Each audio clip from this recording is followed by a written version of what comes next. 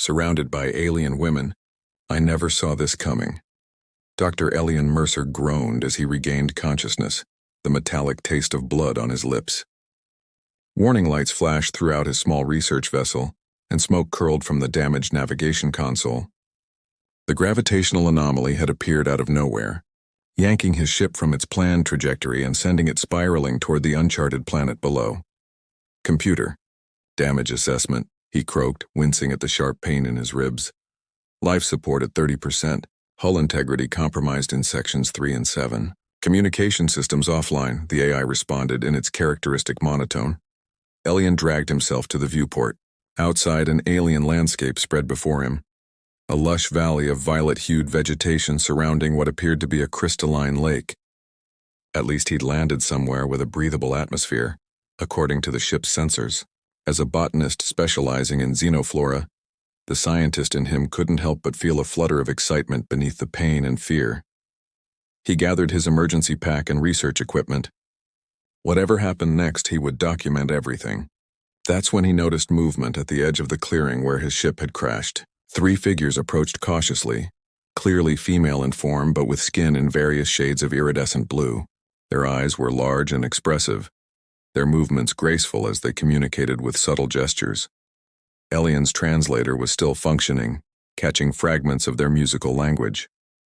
He stepped outside, hands raised to show he meant no harm. "I come in peace," he said, immediately feeling foolish at the cliché.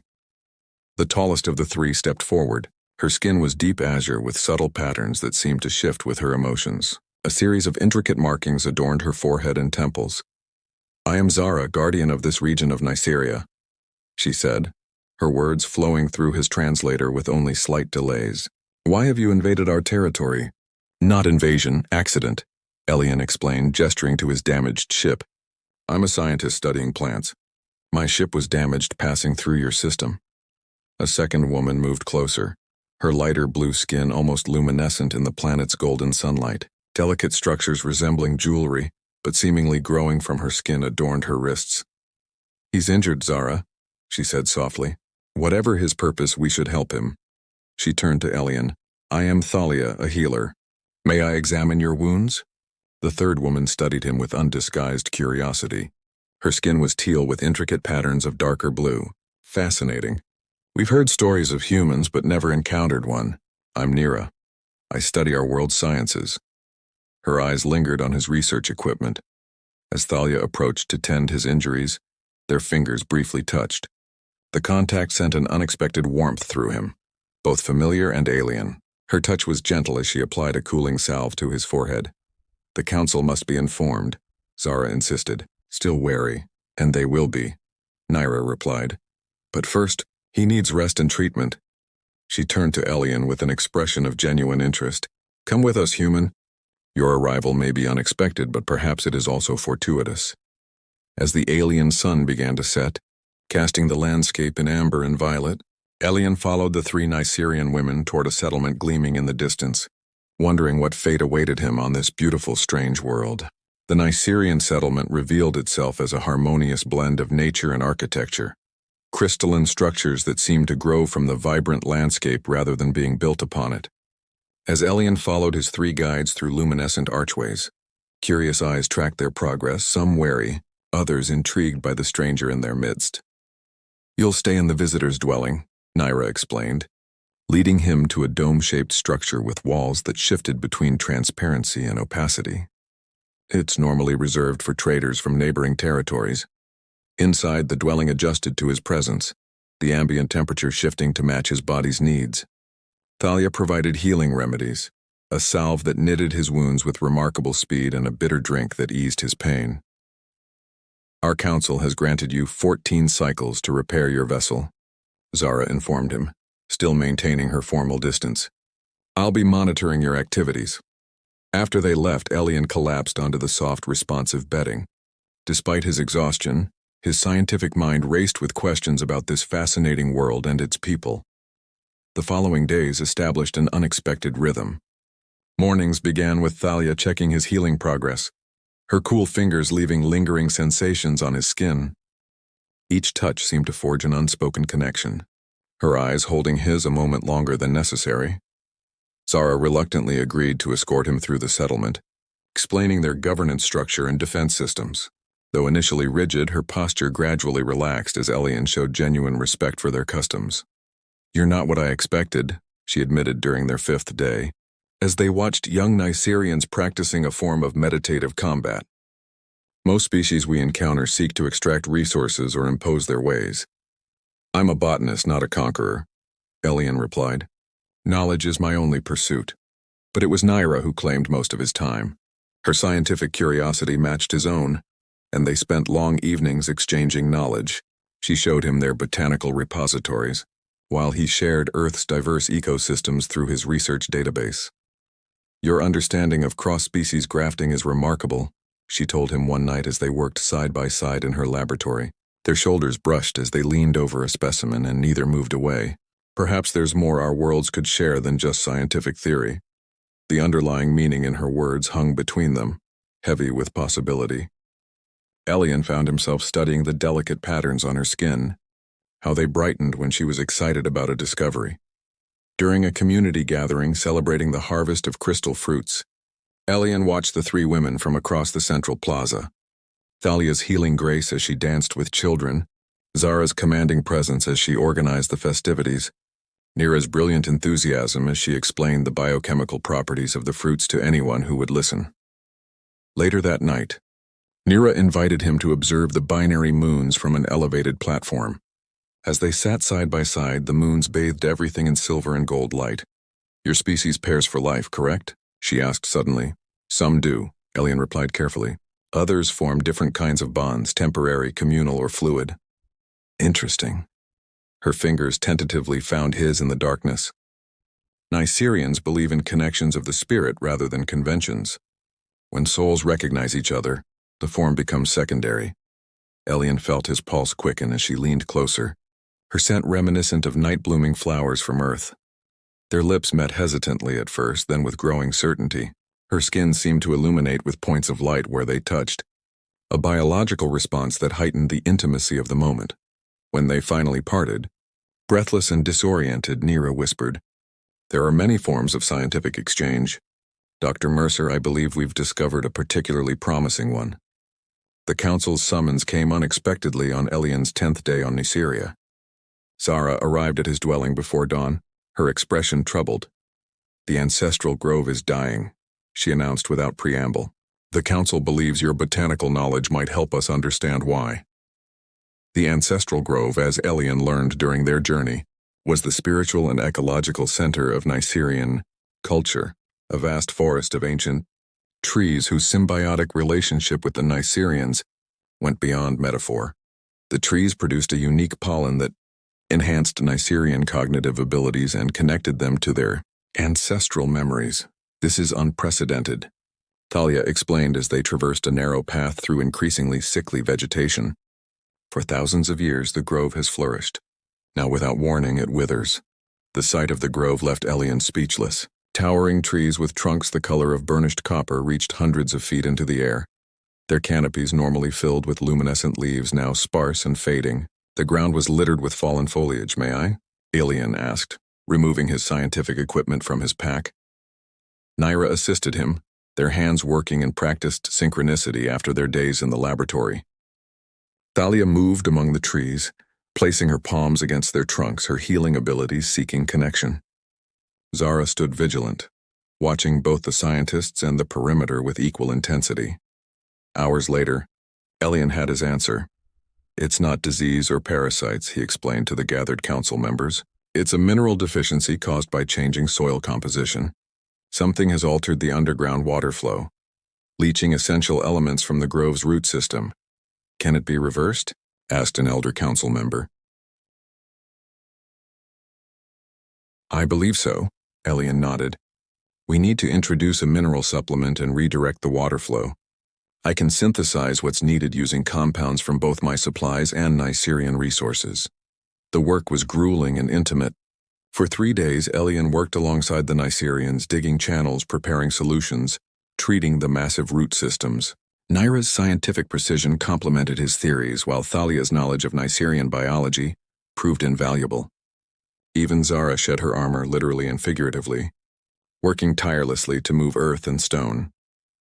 On the third evening, exhausted and soil-covered, Elian found himself alone with Zara beside a small stream where they'd been washing up. Moonlight silvered her blue skin, highlighting the strength in her form. "You've earned my respect," she said quietly. "Few would labor so intensely for a world not their own." "The grove is magnificent," Elian replied. "Preserving such beauty seems natural to me." "Is that all you see here?" "Beauty to be studied." Her question held unexpected vulnerability. Elian considered his response carefully.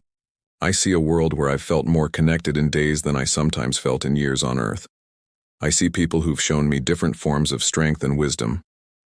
Zara moved closer, her usually guarded expression open. "And what do you see when you look at me, scientist?" "Someone who protects what she loves with everything she has," he answered honestly. "Someone I'd be fortunate to call friend or more." Their kiss was different from his experience with Naira, where hers had been curious and exploratory. Zara's held passionate intensity, a warrior's decisive action. Her arms encircled him with surprising tenderness, contrasting with the strength he knew they possessed. When they returned to camp, Thalia was waiting, her knowing smile suggesting she sensed the change dynamic.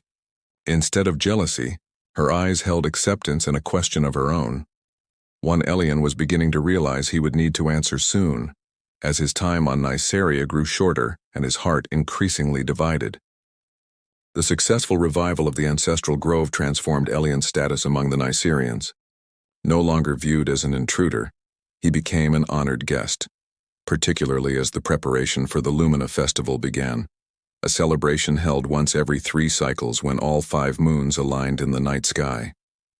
The festival honors the cosmic connections that bind all living things, Thalia explained as she guided him through the settlement. Nycerian artisans created elaborate decorations from bioluminescent materials, while others prepared ceremonial attire and ritual spaces. "Will you participate?" she asked, her voice holding a note of hope. "I'd be honored," Elian replied, "though I don't know the customs." Thalia's smile brightened. "I'll teach you." The following days brought a new intimacy with the healer. Unlike his intellectual connection with Naira, or the passionate intensity with Zara, his time with Thalia revealed a gentle empathy that resonated deeply. She taught him the ceremonial movements, a form of dance that told the story of Nycerian evolution, her hands guiding his, her patience endless. During one such lesson, sheltered in a quiet glade, Elian shared the loss that had driven him to solitary research missions, the death of his partner in a laboratory accident years before. "I understand such grief," Thalia said softly. "Among healers, we sometimes form such deep connections with those we try to save that when they pass, a piece of us goes with them." Her fingers traced the outline of his face. "But we also know that energy transforms rather than disappears. Your love exists still, just in another form." The compassion in her eyes undid him. When they kissed, it felt like a gentle healing of long-neglected wounds. Their embrace deepened, unhurried and tender, as if they had all the time in the universe to explore each other. Thalia's skin emitted a subtle glow where they touched, illuminating them in the dim light of the glade as clothing gave way to discovery. "Your heart has room for many forms of love," she whispered afterward as they lay entwined beneath the canopy of restored trees. "That is a rare gift, Elian Mercer." The night of the festival arrived in an explosion of color and light. The entire Nycerian population gathered in the central plaza, their bodies adorned with luminescent patterns that shifted with their movements. The 5 moons rose one by one, each casting its distinct light across the celebration. Elian found himself moving between worlds, dancing with Naira, whose scientific curiosity had evolved into a deep intellectual passion, sharing a ceremonial drink with Zara, their fingertips touching with electric intensity across the rim of the cup, and finally joining Thalia in the central dance, their movements telling an ancient story of connection and harmony. As the moons reached perfect alignment, the ancestral grove responded with a spectacular release of luminescent pollen that drifted over the gathering like stars falling to earth. In that magical moment, surrounded by the 3 women who had each claimed a different part of his heart, Elian experienced a profound sense of belonging he had never known on Earth. Later, as the celebration continued around them, Naira pulled him aside, joined by Thalia and Zara. Your ship's repairs are nearly complete, Naira said, her voice betraying mixed emotions. The Council has been informed that an Earth vessel responding to your distress signal will arrive within 2 days. The news struck Elian like physical pain. He had been so immersed in Nicerian life that the reality of his temporary status had faded from conscious thought. He began, then stopped, unsure how to express the conflict raging within him. We understand you have a life beyond Niceria, Thalia said gently, though her eyes shimmered with unshed tears. Your contributions to our world will be remembered, Zara added formally, though the slight tremor in her voice revealed her struggle to maintain composure. As the 5 moons cast their combined light over the 4 figures standing apart from the celebration, Elian faced the most difficult decision of his life, between the world that had shaped him and the world that had transformed him. The Earth rescue vessel appeared in Nicerian orbit exactly as predicted, a sleek research ship sent to retrieve the missing botanist. Its arrival cast a shadow over Elian's final day that had nothing to do with its position in the sky. Dr. Mercer, this is Captain Rivera of the ESS Discovery. We've locked onto your position and will dispatch a shuttle at 800 hours tomorrow. Please confirm receipt of this message.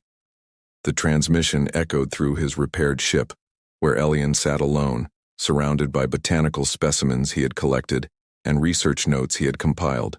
Scientific documentation of his time on Niceria. Comprehensive, detailed, and utterly inadequate to capture what the experience had truly meant. He confirmed receipt mechanically, then stepped outside into the Nicerian twilight. The Council had arranged a formal farewell gathering, but Elian found himself walking instead toward the now thriving ancestral grove. He needed solitude to wrestle with the decision before him. The grove welcomed him with soft luminescence, the restored trees pulsing with renewed life. He placed his palm against one massive trunk, feeling the subtle vibration of sap flowing through ancient vessels. I thought I'd find you here, came Naira's voice from behind him. She approached slowly, joined moments later by Thalia and Zara arriving from different directions as if drawn by some unspoken summons. The 4 stood in silence, the weight of impending separation heavy between them. On Earth I was respected for my work but always somewhat apart, Elian finally said.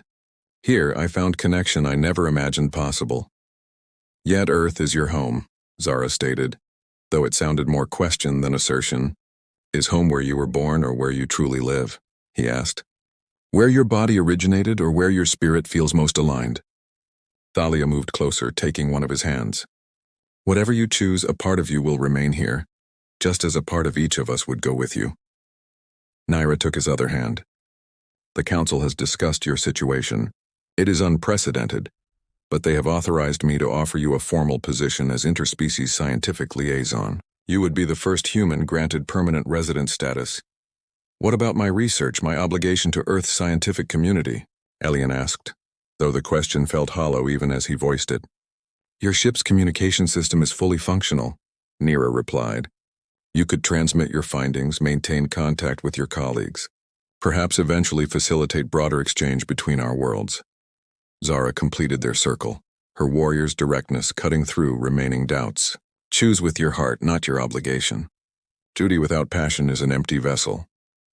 As night fell completely, the grove's bioluminescence intensified, creating a cathedral of living light around them. In that illumination, Elian saw the path forward with sudden clarity.